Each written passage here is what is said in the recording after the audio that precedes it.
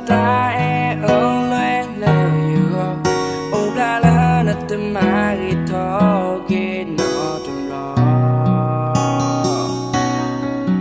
như thế nhà đâu ở bờ lo ba xa đó mà qua chuyện mẹ đã lời bỏ cô nào đã cho đến leo ra từng mê đi từ nơi nhà ta chưa có to lớn hay ngồi à ô ta lỡ ôm lại người à ta quên làm ba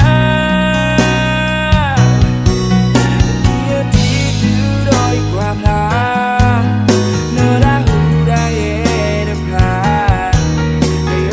gió nơi khê lô khu vui mà ta bắt theo đi là ta mới lần em ấy ta kể mà vẫn là ta tao để